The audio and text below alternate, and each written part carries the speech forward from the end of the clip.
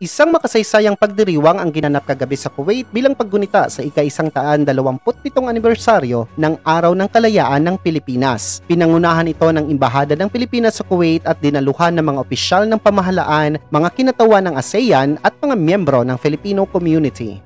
Ginanap ang Philippine Independence Day reception noong ika-17 ng Hunyo mula alas 7 hanggang alas 9 ng gabi. Nagsimula ang programa sa pagdating ng panauhing pandangal.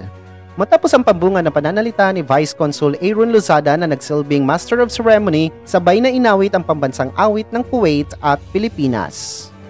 Nagbigay rin ng isang makabuluhang mensahe si His Excellency Jose A. Cabrera III, ang ambasador ng Pilipinas sa Kuwait, at binibigyang diin niya ang kahalagahan ng kalayaan at mas matibay na ugnayan ng Pilipinas at Kuwait. Sinundan ito ng isang simbolikong cake cutting kasamang panauhing pandangal at Dean of the Diplomatic Corps.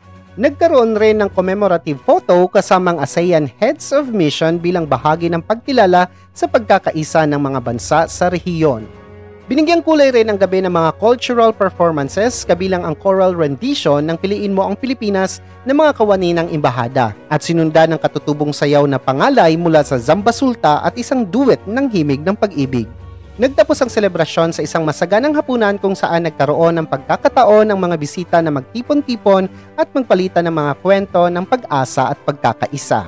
Isang gabi ng pagmamalasakit at pagdiriwang hindi lamang sa kasarinlan kundi ang pagbubuklod-buklod bilang isang sambayan ng Pilipino saan mang panig ng mundo.